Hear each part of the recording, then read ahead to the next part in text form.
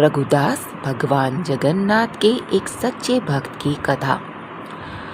एक समय भगवान रामचंद्र के एक बहुत बड़े भक्त थे जिनका नाम था रघुदास।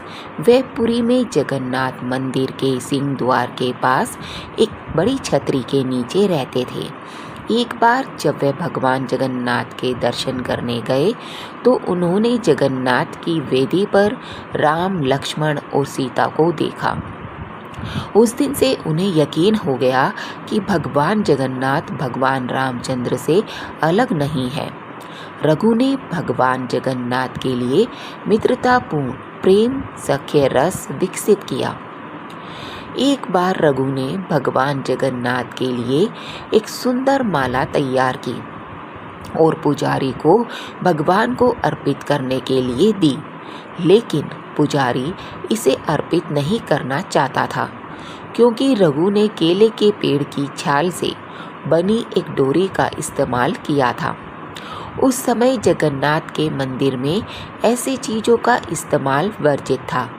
रघु को बहुत दुख हुआ कि उसकी माला भगवान जगन्नाथ को नहीं चढ़ाई गई। वह बहुत उदास महसूस कर मंदिर से चला गया। बाद में दिन में पुजारी शाम की आरती समाप्त कर रहा था। भगवान के सोने से पहले पुजारी उन्हें बड़ा श्रृंगार वेशा नामक एक विशेष पोशाक पहनाते हैं।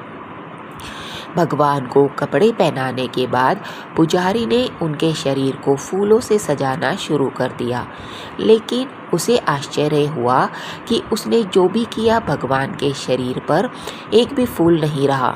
भगवान ने एक भी फूल स्वीकार नहीं किया। सभी पुजारी बहुत चिंतित हो गए, लेकिन क्या हो सकता था। उन सभी ने यह निर्णय लिया कि वह यह समझने का प्रयास करेंगे कि उन्होंने क्या अपराध किया है। वह सभी मंदिर में सोएंगे और तब तक उपवास करेंगे जब तक कि भगवान उन्हें सपनों में प्रकट होकर उनके अपराध की जानकारी नहीं देते। सचमुच उसी रात भगवान जगन्नाथ मुख्य पुजारी के सपने में प्रकट हुए और उनसे कहा, मेरा भक्त रघुदास मेरे लिए एक फूलों की माला लाया है। उसने इसे बहुत प्रेम और भक्ति के साथ तैयार किया है। आपने धागे की भारी विशेषता देखी और उसे मुझे माला देने की अनुमति नहीं दी। आप यह नहीं देख सके कि उसने कितनी अच्छी तरह से माला तैयार की है। उसने इसे प्रेम और भक्ति के साथ पिरोया है। अब मेरा भक्त मेरी सेवा से वंचित होकर अपने घर में अपनी माला को अपने सामने रखे हुए पड़ा है। उसने कुछ भी नहीं खाया है और लगातार रो रहा है। वह अभी तक सोया नहीं है।